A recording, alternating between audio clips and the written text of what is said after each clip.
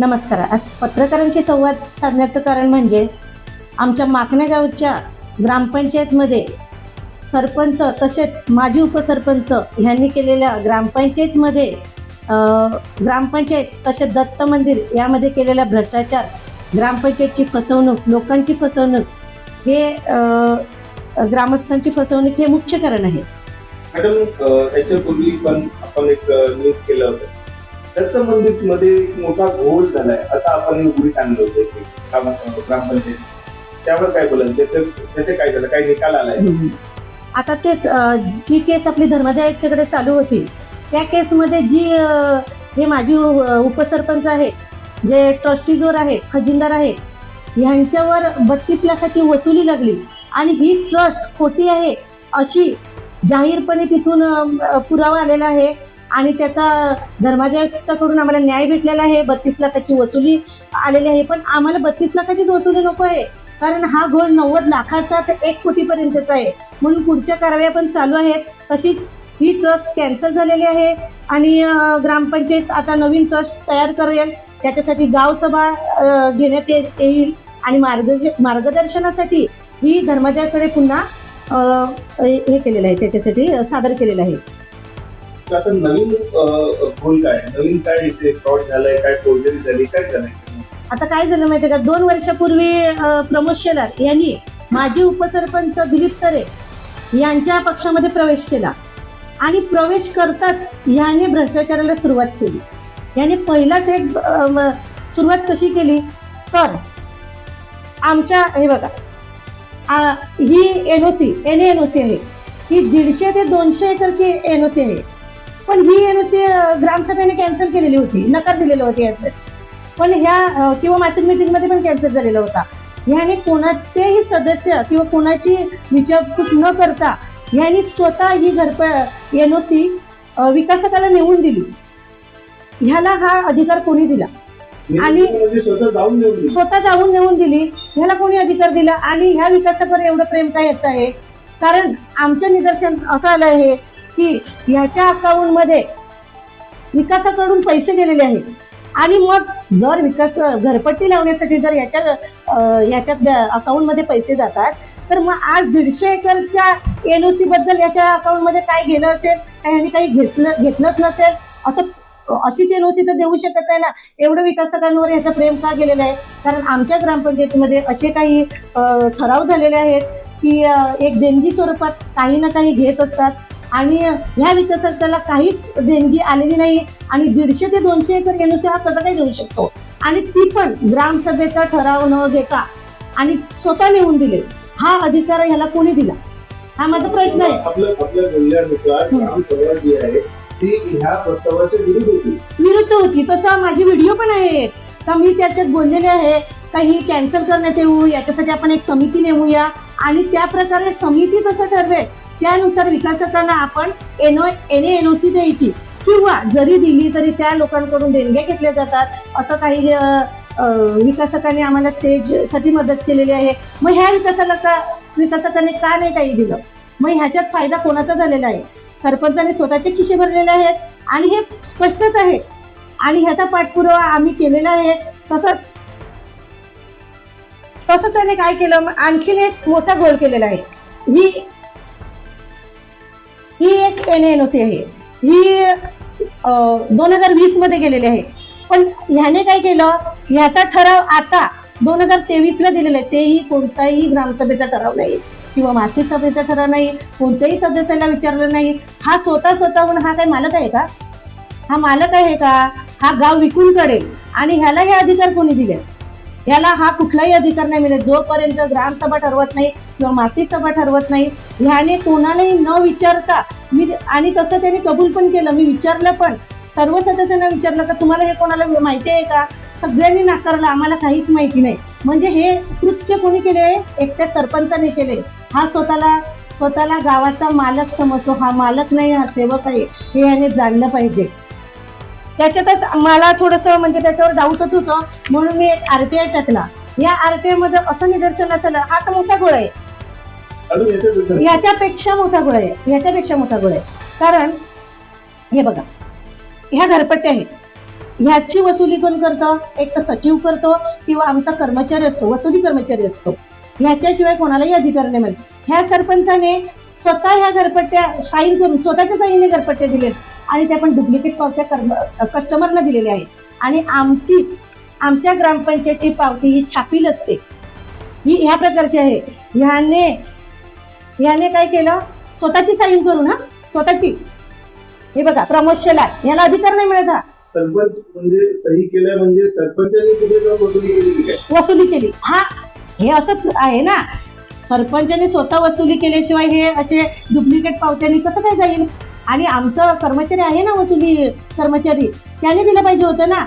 ह्याला अधिकार कोणी दिला? ह्याला अधिकार पण मिळत. आणि तसं त्याने ग्रामसभेत मान्य पण केले की माझ्या हातून चुकी घडलेली आहे, मी साईन केली आहे ती, हे मान्य पण केले.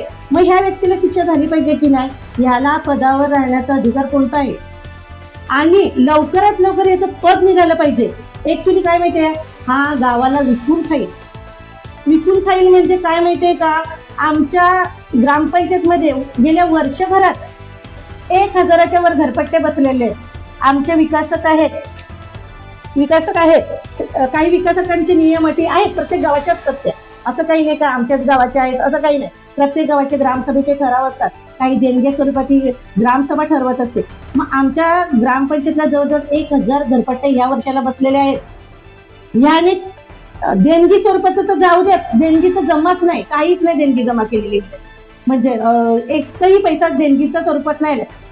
पण काही जे त्याला अडचणीला येतात त्यांच्याकडून त्यांनी देणगी घेतलेली आहे आणि काही विकासाकडून देणगी घेतलेलीच नाही मिळत. आणि मग ह्याच्यावर त्या विकासांवर याचं प्रेम कसं काय झालं? म्हणजे हे त्याच्या स्वतःच्या खिशात गेलेलं आहे. त्याचे अकाउंट पण तपासले पाहिजेत आणि ती कारवाई झाली पाहिजे. तसंच आम्ही हे कॅशबुक आम्ही पूर्ण याच्याने घेतलं, RTI मार्फत घेतलं. कारण मला कोणतेच असे अधिकार नाही. मी एक उपसरपंच आहे, मला फक्त काम करण्याचे अधिकार आहेत. मला कोणत्याही साईन करायचा अधिकार नाही किंवा कागदपत्र तपासण्याचा मला अधिकार मिळत नाही. म्हणून मी काय केलं, मी RTI टाकला. मी RTI मार्फत काय केलं, मला सर्व डिटेल माहिती पडलं. तर हे वर्षाचे घरपट्टे जे बसले आहेत ना, याच्यात मोठी तफावत आहे. याने शासनाचा करही ग्रामपंचायत भरलेला नाही मिळत. म्हणजे ही किती मोठी याने गावाची फसवणूक केलेली आहे. याने आमच्या गावाचा पैसा खाल्लाय, तोही देणगी स्वरूपाचा नाही, जो शासनाचा कर भरतात तोही याने जमा केलेला नाही मिळत. याच्यात मोठी तफावत आहे. आणि हे माझ्या जेव्हा निदर्शनास आलं तेव्हा मी पोलिसांकडे तक्रार केली आणि प्रश्न होता की एवढं तुमच्या समोर आलाय, समोर सगळं तुमच्याकडे पेपर वगैरे सगळे आहेत, आता डॉक्युमेंट प्रूफ पण तुमच्याकडे आहे. तुम्ही याच्या पुढे काय केलं? पोलिसांकडे गेलेत किंवा CO साहेबांकडे कुठेतरी आपण दखल दिली आहे? याची मला पूर्ण खात्रीच होती. ते ह्याने खूप गोल करायला सुरुवात केली, कारण त्याला मागच्या सत्ताधाऱ्यांचा फुल सपोर्ट आहे. बरोबर, जे 25 वर्षात भ्रष्टाचार भरपूर झालेला आहे, त्याच्या कारवाया चालूच आहेत. पण त्याचं अद्याप पूर्ण कारवाई आलेली मिळत नाही, कारण त्याला दिरंगाई लागतेच. बरोबर आहे ना, त्याच्यावर वसुली लागली थोडीफार, ती त्याने भरली. पण तो वसुली लागली आणि भरली हे होत नाही ना, ह्याला शिक्षा झाली पाहिजे ना. कारण याने गावाचं काही नुकसान केलंय, म्हणजे भरपूर नुकसान केलंय. आणि हे असे नुकसान करणाऱ्याला शिक्षा व्हावी यासाठी आम्ही पोलीस स्टेशनकडे गेलो, सर्व त्यांना पुरावे दिले आणि त्यांना सांगितलं की जर असं तुम्ही लवकरात लवकर कारवाई केली नाही तर हा गाव विकून खाईल आणि शासनाचं खूप मोठं नुकसान होईल, गावावरचा विश्वास निघून जाईल लोकांचा. म्हणून आम्ही त्यांच्याकडे सहकार्य करण्याची मागणी केली आणि आम्हाला API पोलीस अधिकाऱ्यांनी सांगितलं की आम्ही तुम्हाला नक्कीच सहकार्य करू. आम्ही त्यांच्याकडे विनंती पण केली. ऍक्च्युली म्हणजे का तर न्याय भेटावा, हा गावाचा न्याय आहे, हा कुण्या एका घराचा नाही. आणि हा एक कुटुंब फक्त स्वतःचे खिशे भरण्यासाठी, स्वतःचं कुटुंबाचे म्हणजे उदरनिर्वाह चालवण्यासाठी गावाचं नुकसान करतोय ना. याला अधिकार तो मिळत नाही. जे मागच्या सत्ताधाऱ्याने केलं तेच ह्याने पण चालू केले. म्हणून याला कुठेतरी चाप बसावं यासाठी आम्ही पोलीस अधिकाऱ्याकडे पण गेलो आणि तसंच आम्ही मुख्य कार्यकारी अभियंता यांच्याकडे पण तक्रार केली. आता 2 ते 4 दिवसात याचं ऑडिट लागलेलं आहे. परंतु माझे म्हणजे सगळ्या अधिकाऱ्यांना, पोलिसांना पण एक विनंती राहील का ह्या माणसाला लवकरात लवकर शिक्षा भेटावी. कारण हे मोठं नुकसान होतंय, माझ्या गावाचं नुकसान होतंय. जे 25 वर्षापूर्वी घडत आले तेच पुन्हा जर घडत असेल तर हे खूप चुकीचं आहे आणि याला जर शिक्षा झाली नाही तर असेच सरपंच पुन्हा पुन्हा होतील, पुन्हा ते ग्रामसेवक असेच म्हणजे लोकांचा पैसा खाण्याचं, गावाचा पैसा खातात हे लोक आणि विश्वासघात करतात. आपल्याला लोक निवडून देतात एक कशासाठी, म्हणजे आज आम्ही 25 वर्षाची जी सत्ता होती ती पलटी करून तर आम्ही ह्याच्यावर आलो हुद्द्यावर. समजा मी उपसरपंचाचं पद निभावते, मग काय आम्ही काही विकास करायचाच नाही का? जर पैसाच जमा नसेल किंवा हा सरपंच जर पैसा खात असेल आणि गावाचा विकास होत नसेल तर हे कसं काय व्हायचं? माझं एक विनंती राहील, सर्व अधिकाऱ्यांना राहील, तर ह्याच्यासाठी याचं पद, याला ह्या पदावर राहण्याचा अजिबात अधिकार मिळत नाही. याला शिक्षा तर झालीच पाहिजे, नुसती भरपाईच केली पाहिजे नाही, याला ह्या लवकरात लवकर ह्या पदावरून हटवण्यात यावं. कारण ह्या ज्या कारवाया होतात या खूप स्लो गतीने होतात. याला शिक्षा भेटेपर्यंत 1.5 वर्ष आहे, तोपर्यंत हा गाव विकून जाईल. म्हणून माझी एक विनंती आहे की याचं पद लवकरात लवकर म्हणजे गेलं पाहिजे आणि त्याची कारवाई केली पाहिजे. ही सगळ्या अधिकाऱ्यांना विनंती राहील, तसं पोलिसांना पण विनंती राहील. आणि माझी खूप इच्छा आहे की माझा गाव कसा असावा, म्हणजे माझा गाव कसा असावा तो मी गाव पूर्ण 25 वर्ष जे झालेले नाही ते पूर्ण करण्याचा प्रयत्न केलेला आहे, गावाचा विकास करण्याचा प्रयत्न केलेला आहे ना, तो केलाही आहे. पण आज जर या सरपंचाने एवढा घोळ केला नसता, भ्रष्टाचार केला नसता तर आणखीन माझ्या गावाच्या विकासासाठी उपयोगात आला असता ना हा पैसा. हा सरपंच म्हणजे कोणी एक मालक नसतो, हा सेवक आहे आणि आपण गावाचे सेवकच आहेत. लोकांनी आपल्यावर विश्वास टाकलेला आहे की असंच नाही निवडून देत. आज आम्ही 150 मतांनी निवडून आलेले आहेत. आमच्यावर विश्वास आहे लोकांचा का आम्ही करू शकतो. आणि जर जर असं घोळ करत असेल, भ्रष्टाचार करत असेल तर याला वेळीच चाप बसली पाहिजे. ही विनंती राहील. खूप खूप धन्यवाद आणि तुम्ही माझ्याशी संवाद राखला त्याबद्दल पण खूप खूप धन्यवाद.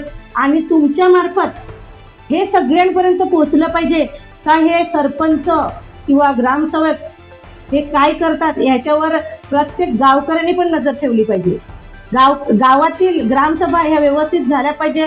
त्या नुसतं गोंगाट करून किंवा कोणत्या भ्रष्टाचाराला फक्त दाबण्यासाठी नसाव्यात, तर भ्रष्टाचार उघड करण्यासाठी असाव्यात. तुम्ही भ्रष्टाचाराचा जेव्हा येतो तेव्हा काही जे मागील सत्ताधाऱ्यांचे जे चमचे असतात ते त्या भ्रष्टाचार लपवण्यासाठी उगीच दंगामस्ती करून ग्रामसभा अस्ताव्यस्त करण्याचा प्रयत्न करतात. ते नका करू. मी प्रत्येक युवा पिढीला एक आवाहन करेल का हे गाव सुधारणं हे तुमच्या हातात आहे आणि ह्याच्यासाठी तुम्ही प्रयत्न केले पाहिजेत. तुम्ही फक्त एक म्हणजे आपल्याला पार्टी भेटते म्हणून ज्या भ्रष्टाचाराचं कुटुंब चालतं त्याला साथ नाही दिली पाहिजे.